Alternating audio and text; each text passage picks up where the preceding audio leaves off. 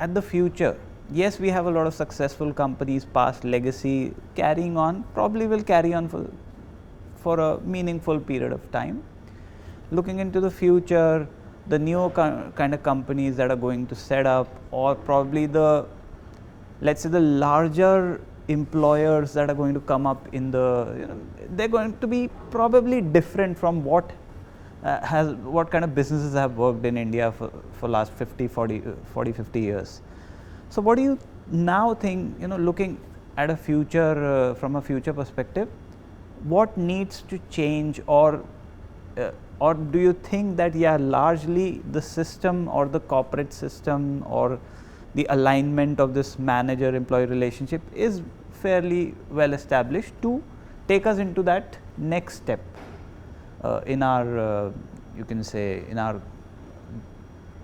governance, managerial mechanisms and so on? Please. So I'll take a step back, right? Yeah. Various factors contributes to it. Everyone didn't spell it out.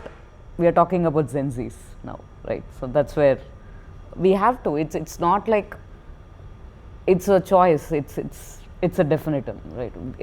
You have to work with Gen Zs, and you have to find a middle ground. It's not like you can completely go that side and they cannot also completely come this side. So it's a middle ground. Everyone knows it. Your question on the managerial employee, right? There it matters a lot. There are times, an era where if manager says a word, I will drop everything and I'll run behind it, right? That's how there was a culture. Maybe I was not part of that generation, but I know, right? I have seen that. And it used to be a different animal for me. I'll be like, why, if manager says, why we have to do? I was neither a millennial nor a Gen Z, but before that, but still I had that mindset. So I have seen it, but now no more that, because the evolving, I can speak from the technology point of view. The technology has evolved so much. Whoever adapts it, whoever is able to perform will stay there, irrespective of a hierarchy. Today he may be a manager, tomorrow he may not be a manager.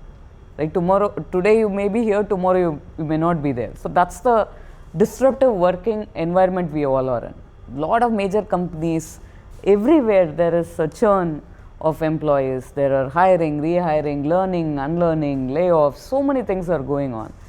If I am dedicated to my manager and if I do everything as he says, my career is successful, that era is long gone. Right? So that in that way, the first thing, like, okay, I have to say yes to whatever my manager says, or I have to say yes to whatever my superior says, or a peer says, otherwise I'll not be respected, is slowly fading away. Because if anybody is living under that glass house, it's getting shattered now, right? Because there is a concept of reverse mentoring coming in.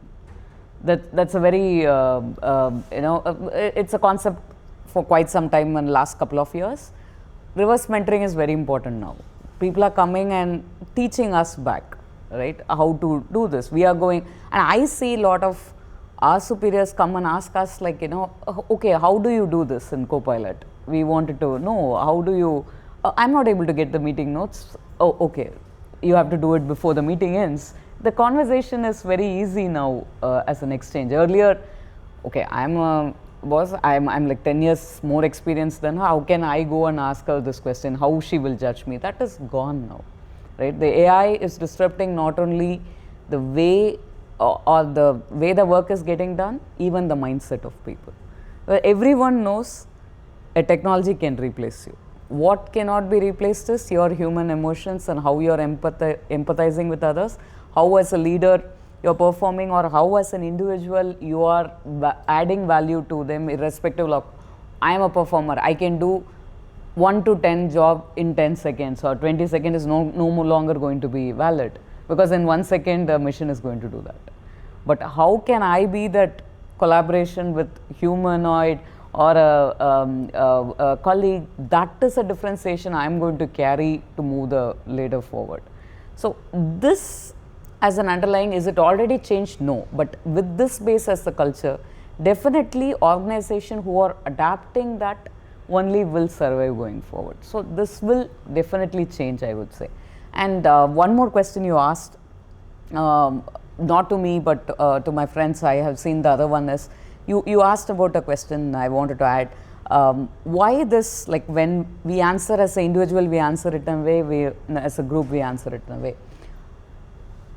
It's because that peer pressure, and not only peer pressure, it's also will I be ridiculed? Am I saying it wrong? Right? Okay, everybody is saying this, maybe it is right, maybe I'm saying it wrong. Okay, why to put myself an embarrassment? Let me say yes, like others. It's a mob mentality usually kicks in there. There are two ways, right? Whoever challenges the status quo definitely go places ahead, but how are you putting that aside as matters? But I have learned this over, if I have to quote my personal experience, I have learned this over my time, because I used to be that one enthu kid in the block who always speaks first and who will always says you're wrong. I don't know, senior VP, MD, I'll just say like, you're wrong. No, I have been, as a personality, thankfully I've been accepted that way. So I'm able to grow, but also I had lot of mentors who taught me, Scindia, what you are saying is not right, how you are saying it matters, right? I used to be such a rebel. I used to think like in my 20s, how does it matter? I'm saying the right thing. Why are you judging me? I used to have that feeling. But eventually over experience, what it made me to, it's okay, you need not be the first person to speak in the room, you could be the last person to speak in the room. Put your point in a way not disrespecting anybody, or making them to understand and know your audience, whom you are talking to, so that you create that perception, not only an idea, but you are also creating that perception. So that shift is required in every individual for us to collectively move forward. So it's not about like, I'm not going to say, or you cannot say in front of group of people, or you're going to be new employee, old employee. It is about learning how to say it so that it is acceptable in a culture. See, you're going to every country, we all are traveling. So we respect that particular country's culture, right? We don't question there. It is same way. If you are in a company, questioning a culture comes later. First, how you are able to convey your point by understanding that culture and make everybody, that creates you. Then they will hear your voice, then change the culture. That's where I would say, right? Yeah, you have to change the culture, or you have to voice out, but first know where you are. That doesn't mean that you're going to say yes, but understand how you will say so that they accept you. Great, thank you. So I'll just first, I've taken a few points from here and there. So first, Binu, you said the expectations are very different, and I think in a way she also says something similar, that now you can't just have an objective metric of performance. I did X amount of work, and yes, I'm a productive member of the company, and I'll get to keep my job. The expectations have changed. Now there's a continuous shifting of frame of reference happening. Yeah.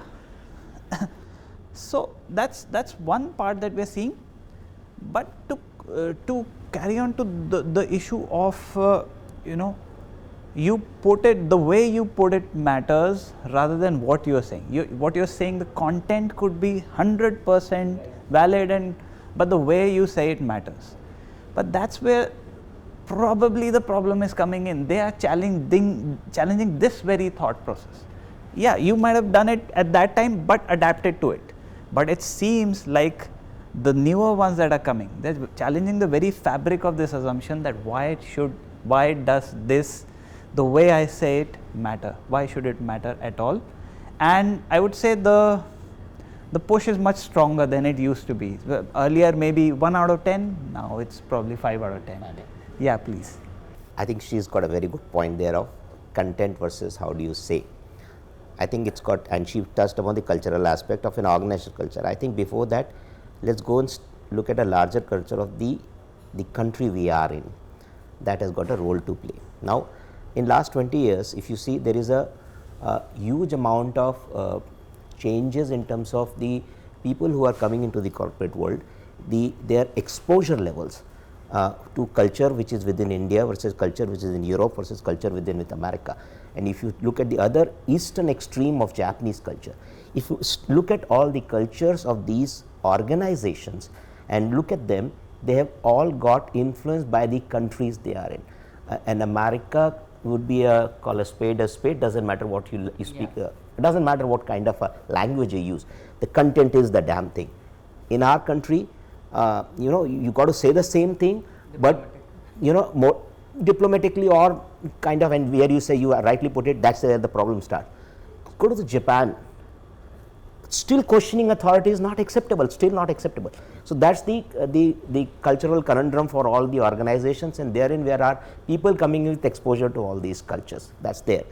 The fundamental point also is coming, and then to the metric point I just wanted to add, because there's a very important pertinent point there is, see, we all talk when we look at our organizations or any organization for that matter, in general we look at it, today's generation is more clued in from a metric to a purpose.